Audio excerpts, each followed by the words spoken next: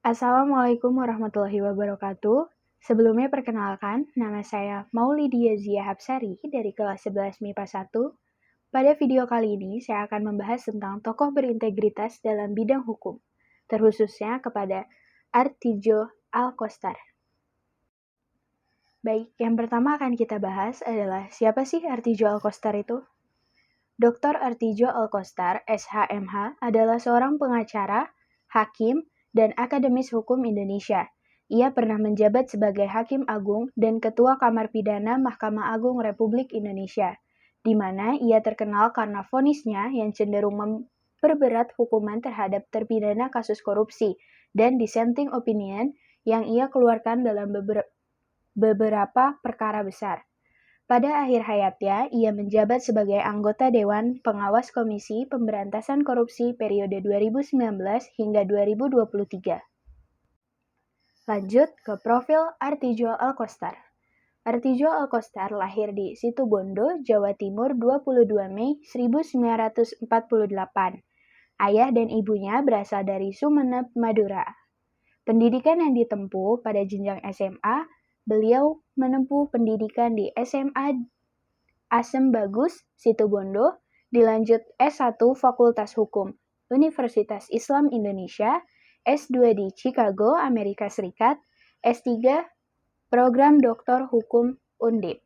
Ia juga pernah menempuh pelatihan pengacara hak asasi manusia di Universitas Columbia selama 6 bulan. Artijo meninggal dunia pada Minggu 28 Februari 2021 di Jakarta. Komplikasi penyakit paru-paru, jantung, dan ginjal diyakini menjadi penyebab beliau wafat. Komplikasi ini dikatakan telah lama dideritanya. Yang kedua, karir. Karir Artijo Alkostar yang pertama ada Wakil Direktur LBH Yogyakarta pada tahun 1981 hingga 1983. Yang kedua, Direktur LBH Yogyakarta pada tahun 1983 sampai 1989. Yang ketiga, pengacara hukum RightWatch Divisi Asia di New York pada tahun 1989 sampai 1991. Yang keempat, pendiri Artijo Alkostar and Associate pada tahun 1991 sampai tahun 2000. Yang kelima ada dosen Fakultas Hukum dan Pasca Sarjana Universitas Islam Indonesia di tahun 1976 sampai 2016. Selanjutnya menjadi Hakim Agung Mahkamah Agung Republik Indonesia dari tahun 2000 sampai 2016. Dilanjut menjadi Ketua Kamar Pidana Mahkamah Agung Republik Indonesia dari tahun 2014 sampai dengan 2016. Dan yang terakhir adalah Dewan Pengawas KPK pada tahun 2019. Adapun perkara besar yang pernah ditangani Artijo Alkostar, yang pertama, perkara korupsi mantan Presiden Soeharto, yang kedua, perkara korupsi Probo Sutejo, yang ketiga, perkara kasus kematian aktivis HAM Munir dengan terdakwa Polikarpus, yang keempat, perkara korupsi Jaksa Urip Trigunawan, yang kelima, perkara korupsi Anggodo Wijoyo dan Gayus Tambunan. Yang keenam ada perkara korupsi mantan Ketua MK Akil Mukhtar. Yang ketujuh, perkara korupsi mantan Ketua Umum Partai Demokrat Anes Urhaningrum.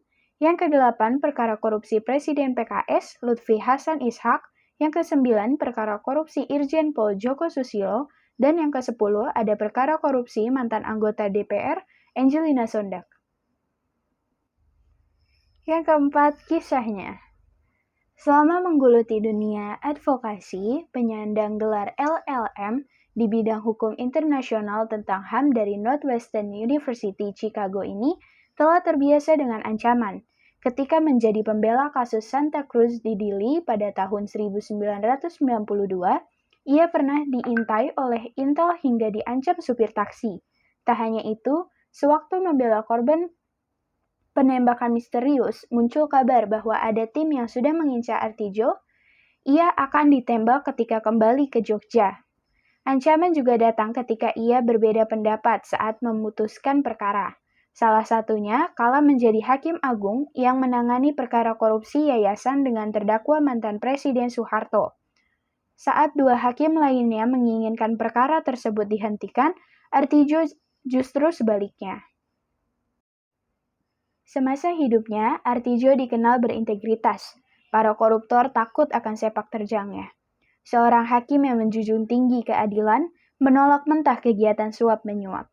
Artijo mengatakan dirinya berkomitmen tidak ingin berhubungan dengan orang-orang yang berperkara. Namun, ia menyebutkan tidak sedikit dari mereka yang berusaha mendekati Artijo lewat para pegawai MA. Artijo melanjutkan, pengusaha asal Sunaraya yang sempat menyuapnya itu juga sempat mengirim salinan cek untuk kembali menggoda Artijo. Saya dikirimi fotokopian cek. Pak Artijo, nomor berapa rekening Pak Artijo? Ini untuk Pak Artijo. Saya bilang dengan pedas, saya terhina dengan saudara itu. Jangan dilanjutkan lagi, kalau dilanjutkan urusannya menjadi lain, kata Artijo. Lanjut ke pandangan para tokoh terhadap sosok Artijo. Yang pertama ada pandangan dari Bapak Mahfud MD. Jangan pernah berpikir siapapun bisa mempengaruhi Artijo untuk melenceng dari penegakan hukum dan keadilan. Palunya selalu menggelegar, menghantam pelaku kejahatan yang masuk ke mejanya untuk diadili. Artijo tak takut pada ancaman fisik, tak risau dengan gertakan santet, tak mempan dengan uang, dan tak peduli dengan persahabatan, jika semua itu akan menodai integritasnya sebagai penegak hukum. Bagi Artijo, kehidupan kita akan baik jika secara pribadi kita bertakwa kepada Allah dan dalam hidup bersama kita menjaga tegaknya hukum dan keadilan. Artijo adalah salah satu contoh hakim yang ideal dalam sejarah kekuasaan kehakiman di Indonesia. Yang kedua, ada pandangan dari Andi F. Noya, jurnalis dan host Kick Andy. Melalui kotokan palunya, Artijo Alkostar menjelma menjadi mimpi buruk bagi para koruptor uang rakyat. Setiap sepak terjangnya merupakan bukti integritas dan kejujuran. Di zaman edan ini, bangsa Indonesia membutuhkan sosok seperti dia. Dilanjut pandangan menurut Najwa Shihab sebagai seorang jurnalis. Dunia hukum di Indonesia membutuhkan sosok yang punya prinsip zero tolerance terhadap korupsi seperti Artijo Alkostar. Sosok hakim yang selalu mengedepankan akal sehat, nurani, logika hukum, rasa keadilan masyarakat. Putusan-putusan hukumannya seolah mewakili hati nurani publik yang lama merindukan keadilan. Usulan pemiskinan, pencabutan hak politik, dan pemberatan vonis hukum bagi terpidana korupsi yang selalu ia gunakan adalah horor bagi para pengempleng uang rakyat. Saya rasa cukup sekian yang dapat saya sampaikan, dan mohon maaf atas segala kekurangan yang ada. Saya pamit undur diri, saya ucapkan terima kasih. Wassalamualaikum warahmatullahi wabarakatuh.